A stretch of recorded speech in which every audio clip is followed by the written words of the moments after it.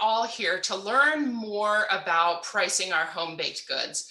And for good reason, because right now the price of ingredients is going up and up. And if you're not adjusting your prices accordingly, or you don't have a good understanding of pricing your home baked goods, then you're going to be taking a loss every time you're paying more for your ingredients. And you probably are well aware of that already. So that's what we're going to tackle tonight. I'm going to show you two different approaches for pricing a recipe. And I want you guys to stick around till the end because I have a really special offer. I'm going to be sharing with you how you can take the next steps towards mastering your pricing. If you want to continue on and work with me, I'll share that with you. Plus, I have a really special bonus tonight, which I'll tell you about during the presentation.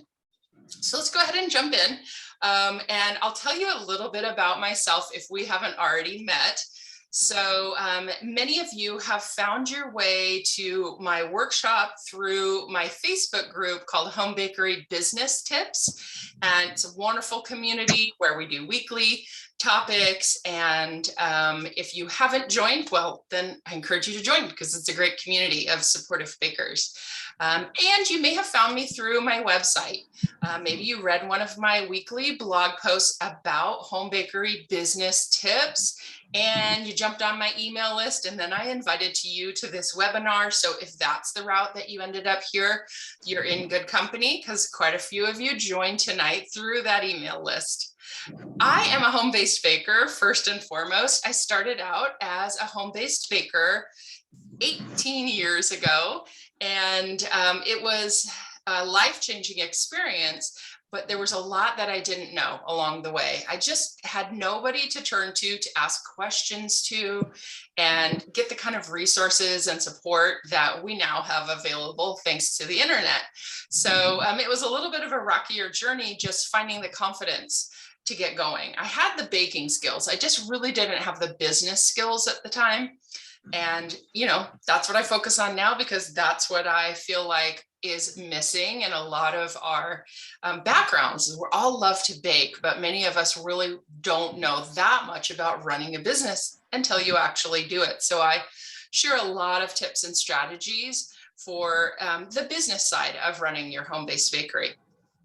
And my home-based bakery was successful to the extent that within the first year, I outgrew my kitchen and I went on to open 4 retail bakery shops. And I will share some fun pictures with you. I just put this together and it was a little trip down memory lane looking at it. But I was able to stay in business for over 10 years with my retail bakery shops because I had a profitable business. So if my business model was not strong, I would not have survived the recession and the trends and everything that was going on.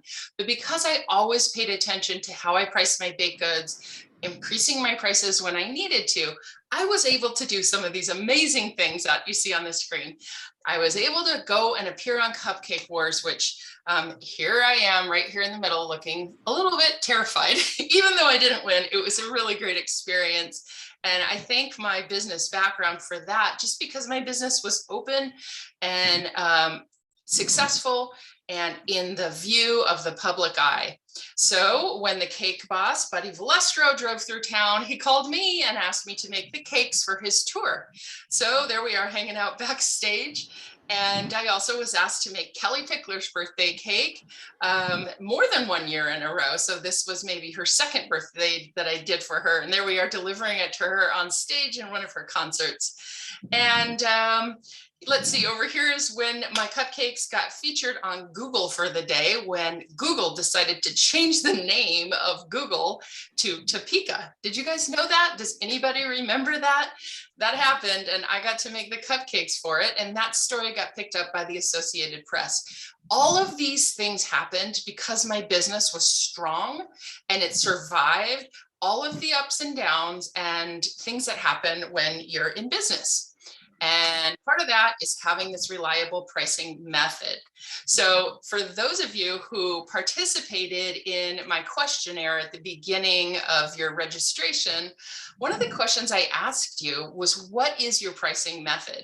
And I wanted to share with you some of the feedback. Now I know why you're here, because many of you are straight up, I have no method right now. I'm guessing. My pricing strategy, my method is to add up the ingredients and packaging and cost and multiply it by 3. Competitive pricing according to other local bakeries. That's what some of you are doing. You're looking around and seeing what other people are charging for their stuff and positioning yourself kind of in the middle, which we're going to talk about why that may or may not work. Some of you are using the cost to make a batch and then dividing it by how many the batch makes by your yield. And then there's some pricing the ingredients and the number of cookies that I get from a batch. So you know how much per cookie. So you can see that the pricing methods are all over the board here. And I'm going to teach you one strategy that covers 5 elements of pricing your home baked goods. So we're going to go through this one way, the old-fashioned way, and then I'm going to show you the easy way. All right, so now's when you want to get out that pen and paper. So there's 5 steps to pricing your home baked goods, and let's go through them right now. So for this first step, we're talking about what it costs to buy the ingredients that you're going to use in your recipe. And this would involve having a list of the things that you frequently buy for your home based bakery, like a bag of flour, $1.99, or my butter, $3.99 a pound, or whatever it is this week. So you have this list, and then you have this price of what you're paying for it. And that is your first step, just being organized with how much your ingredients cost. And then you need to take a look at how much the ingredients in that recipe add up to. And I'll show you a little bit more about that in just a minute. Then the second step is to include your packaging costs. And because we're home-based bakers and packaging is oftentimes part of the requirements under your cottage food laws or the venue that you sell at, you have to have your baked goods packaged with a label on it. We, more than others, have to necessarily include those packaging costs. So that is step 2 of mastering your prices. Now, here's where things get a little bit questionable for people because they're never quite sure how to include their labor, especially when you're making custom baked goods. So we're going to talk a little bit about how to include your labor in your pricing strategy. The fourth element is overhead. Now, here's a bunch of question marks too. I get questions all the time about what is overhead and what overhead does not include. So when we go through the pricing steps, we're going to talk a little bit about overhead just to get some clarity on what your overhead is as a home-based baker, because many of us do have overhead. And then finally, that last one, which a lot of people forget, is profit. We are including a profit in this strategy. All right, so let's put this into action. Let's take a look at a recipe and see how that looks. So this is a really easy recipe. I use this one as an example because it's simple. It's got 5 ingredients in it. And it's easy to talk about because it's just such a simple recipe. And it also happens to be delicious. So this is a recipe for my grandmother's shortbread cookies. And you can see that, like many of my recipes, and probably some of yours too, I often use measurements like cups, tablespoons, and teaspoons, or weight. So I have never succeeded in switching all of my recipes over to measurements or to weights because I find new recipes all the time. So I like to have this method where I have both cups, tablespoons, teaspoons, ounces, or grams on my recipes so that I can easily look at the price of the ingredients. So that's the first one that we're going to do here. There we go. Okay, so the first step as we're looking at this very simple recipe is just to figure out how much the ingredients in it cost. So when you are switching your ingredients over to weight instead of measurements, it becomes so much easier to figure out the cost per ounce because we buy things in weight. So you buy a 5-pound bag of flour. You're not buying a 15-cup bag of flour. So it's much easier for you to factor in the cost of each one of those items when you know the weight of them. So that's what I've done here. And I've added up the different cost that each one of those amounts of ingredient in the recipe add up to. And you can see right here that my total ingredient cost is $1.27. That's how much it costs me in ingredients to make this recipe.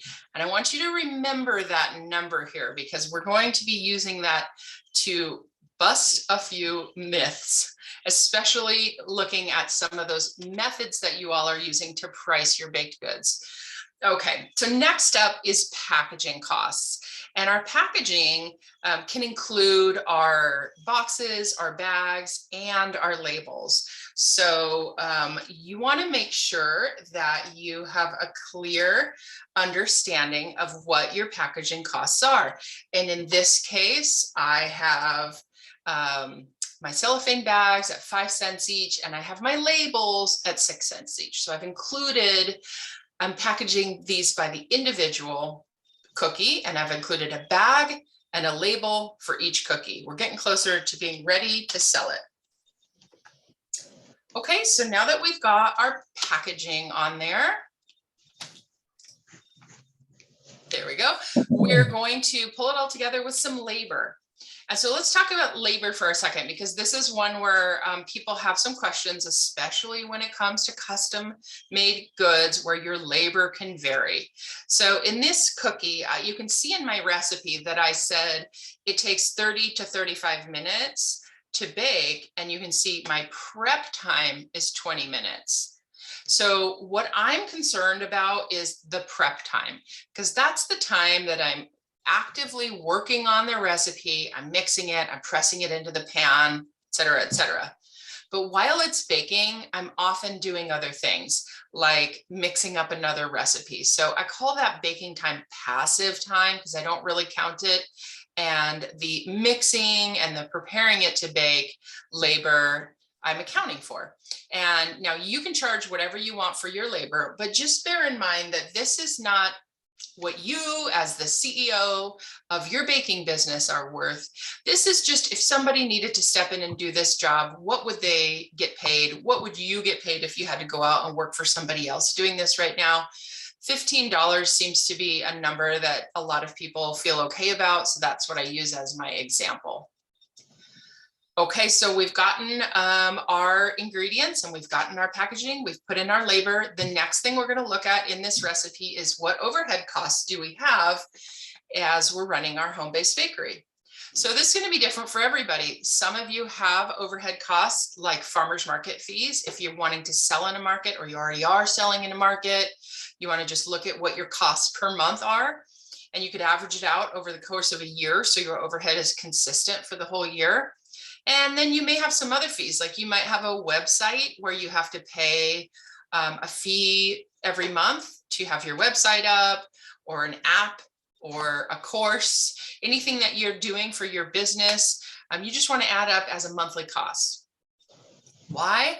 Because we need to increase our sales, or we need to make this overhead number a factor of our sales. So if our sales, for example, are $1,000 a month, then I would know on every dollar I sell, 7 cents of it needs to go back and pay for the overhead.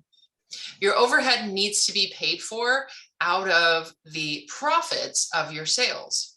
If you don't have overhead, that's more profit for you. If you have really high overhead, that's less profit for you. We'll talk a little bit more about that too when I show you the second method for pricing your recipes. Now we're looking at the whole picture. We've got this subtotal. Our ingredient costs, our packaging costs, our labor and our overhead are adding up to $10.57 for the whole batch. And then remember we said there's 10 cookies in here. So divided it by 10, and that comes out to $1.05 per cookie. That is what you might call your break even, because if I sold this cookie for $1.05, then I know that I would pay for all of these things, but I haven't really added in any profit yet. My business is not making any profit. I'm just breaking even. So this is where the first area that I think many home bakers are missing is they're not adding that profit in there. So I added a 50% markup to this $1.05 cost right here. And to do that, I just multiply it by 1.55, mark it up 50%, and actually it's 55%, and it comes out to $1.62 each. That's kind of a weird number, so I would probably end up selling this cookie for $1.75. So this is what it looks like when we price those cookies the old-fashioned way. Now I want to jump right in over to a demo here for you so that I can show you another way to do this. Okay, so if you have questions, by the way, as I'm doing this, just drop them in the chat, like just so you don't forget, because I'll come back and I'll answer them while I can see the chat. So I'm going to share my screen again and show you the other way to price your baked goods, and then we'll have a good conversation about it. So let's take a look at the easy way to do this. Sorry, 1 second. Where are we?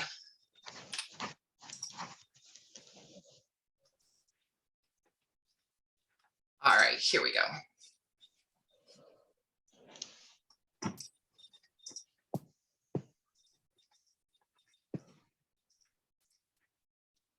Screen share, okay.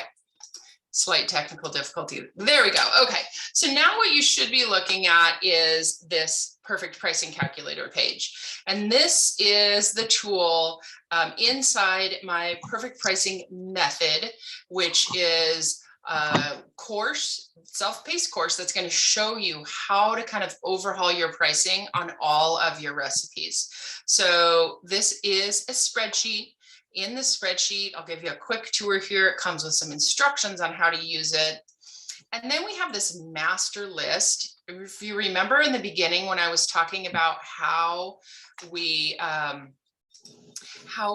can keep this organized list of all the things we buy, this is it right here. This is just everything I buy from my bakery and how much I pay for it. And I've got a little area where we calculate our overhead. We'll come back to that. So what we're going to do here is we're going to look at the same recipe with this pricing calculator tool and see how much easier it is. So that same shortbread cookie recipe, I'm going to quickly enter in. And so my first ingredient is flour. And if you remember, I had it in cups and tablespoons and teaspoons, but I changed it over to ounces. And this is my unit in ounces. So I had 2.3 ounces of flour in that recipe.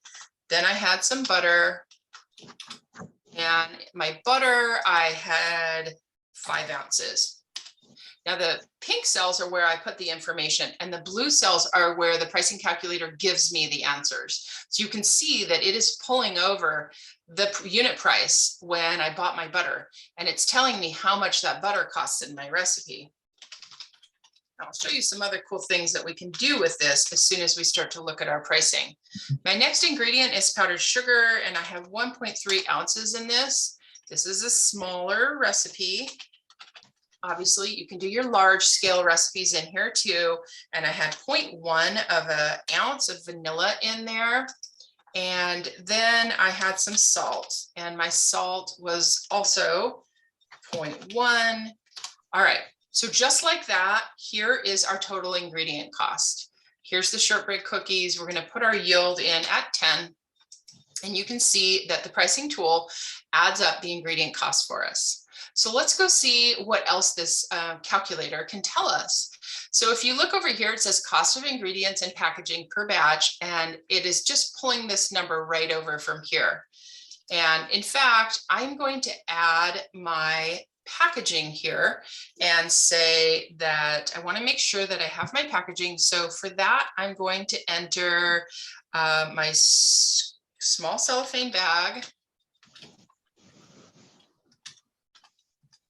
And I said I was going to have 10 of them. And let me just, there we go. Okay, and then here I had my labels, my square labels. And I have 10 of them. And we're going to jump over and double check. So here's my master list of ingredients. And these are where I've entered things as I'm buying them. And I just want to double check. So here you can see here's my cellophane bags. And my square labels cost me 6 cents each. So over here, I just have a little missing formula in there. Okay, so there we go, $1.70. This is what our recipe should look like when it's complete. Right before I started recording, I think I deleted something there, so I just had to quickly go back and add that in my own version. But now we get to the fun part where we can talk about what this recipe actually should sell for based on its profit. So we're going to go in here and answer some questions about our labor. How long did it take us to make this? Well, if you remember, I said this took 20 minutes to prep. What was my hourly rate? It's $15 an hour. And the calculator is going to complete the rest of these blue squares for us by saying that our ingredient cost per piece cost us 17 cents in ingredients to make that cookie, but it costs us 50 cents in labor to make that cookie. So this is a number where the pricing calculator is telling us our cost of goods sold, which means it costs us 67 cents to just make this cookie, no profit. Now is the fun part. Let's go in and see what we should sell it for. So I'm going to go ahead and say, what if I sold this cookie for $2? I'm just guessing right now. I don't really have a reason for $2. I just want to put in 2 and see what it comes up with. So you can see when I charge $2 for this cookie, 14 cents of that sale is going to my overhead, and I'm making $1.19 profit on it, which is basically this 67 cents plus this $1.19 plus my overhead. That all adds up to my sales price. Now, the reason I like to put this gross profit margin in there, it's a percentage. And if you're not familiar with that concept, what it does is it says what percentage of this $2 sales price is profit. 59% of that $2 is profit. Now, why would I not just say I have $1.19 profit on this cookie? Well, because this makes it easy for us to compare apples and oranges, or cookies and banana bread, if you will. So if I were looking at my menu and I said, I have a gross profit margin of 50% on my banana bread, but my chocolate chip cookies have a profit margin of 40%, then I would know which one of those items is more profitable. And that really helps me to just make a lot of powerful decisions about my business. So there's a couple other numbers here that can also help us to see if we're in the right ballpark. How much of that sales price is labor? Am I spending too long making that cookie? How much of that sales price is my cost? About 33% of it. So a lot of different ways to look at your pricing. But what if we went back really quick and we looked at that price that we talked about when I was showing the cards? When I was pricing out my recipe, I said it is $1.27, and I said remember that number, because if we take that concept where we do 3x our cost, which many of you mentioned this was your pricing strategy. So if our cost is $1.27 for the recipe, and I want to multiply that by 3. So I'll just use this little cell here as a calculator. I'm going to say $1.27 times 3. That equals $3.81. Now stick with me here. $3.81. We're going to divide it by 10 because there's 10 cookies in the batch. If I was using my 3 times my cost method to price that cookie, it would sell for 38 cents a cookie. That is literally 3 times the cost.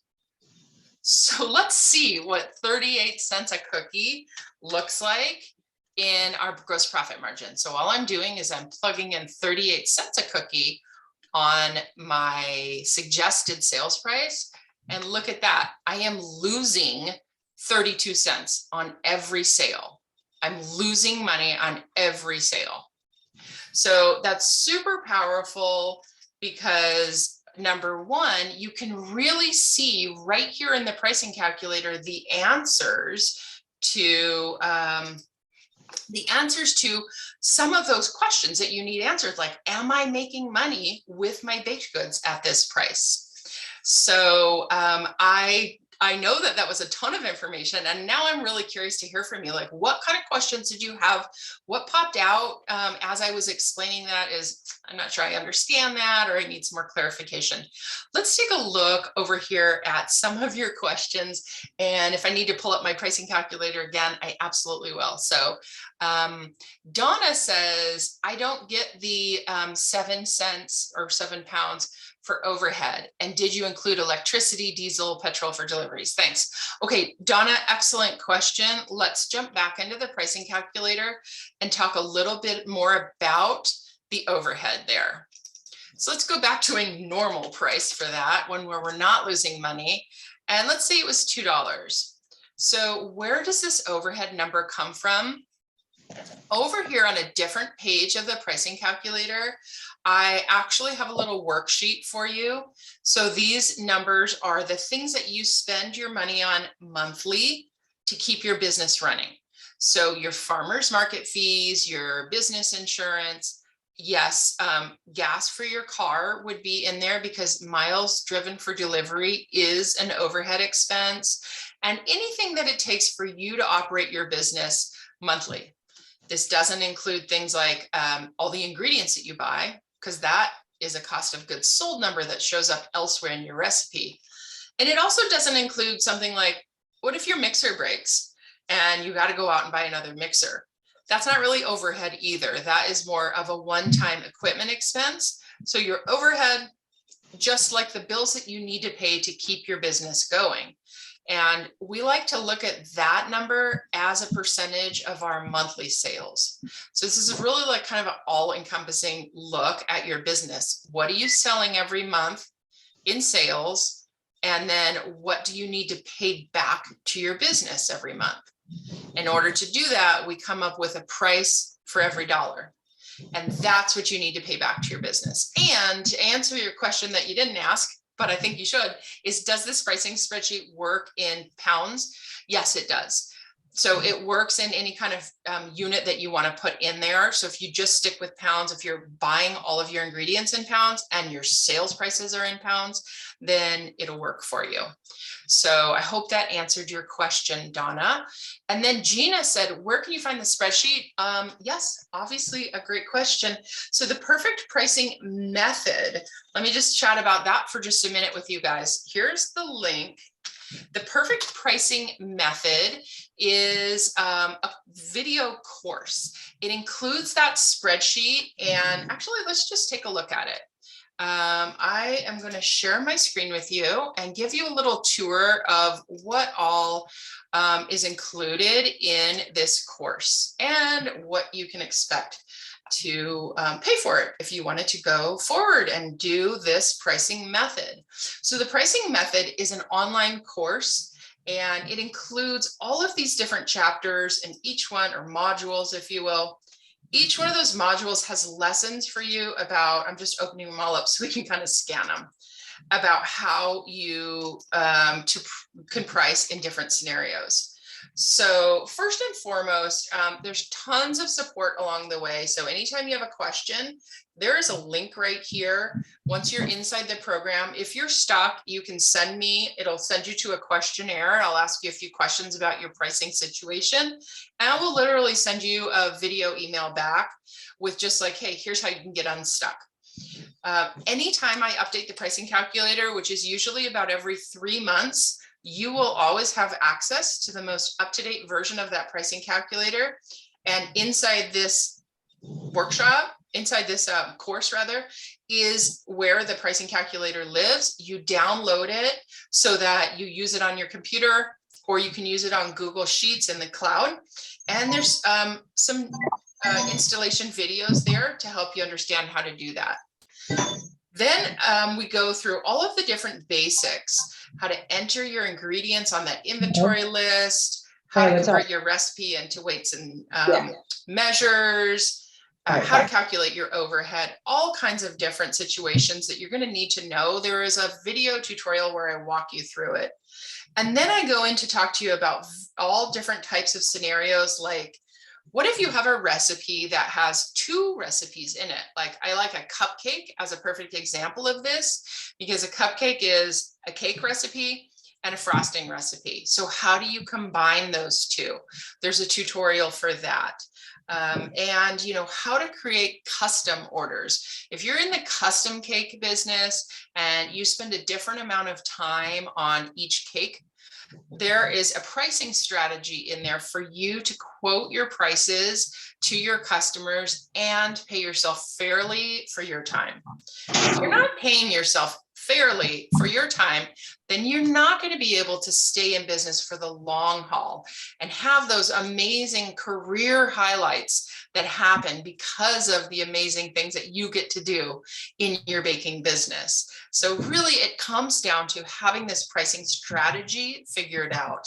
I spend time helping you price your cookies. If you are a cookie baker, either a decorated sugar cookie baker or a drop cookie baker, any kind of cookie pricing, I have an entire section based on that. So you can really see that there's a lot of scenarios that you're going to need some help with in your pricing journey, because there is a lot to learn about pricing your baked goods. Many people ask me about how I got started in wholesale.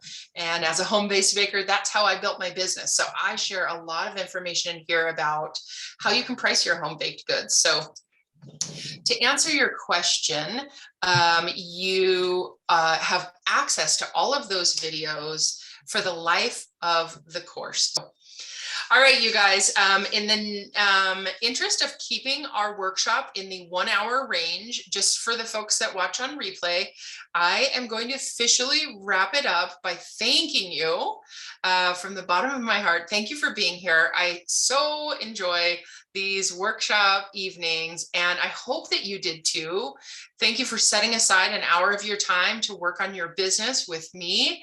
And I look forward to working with you in the future, whether it's inside the perfect pricing method, chatting with you inside the Facebook group, or just exchanging emails and checking in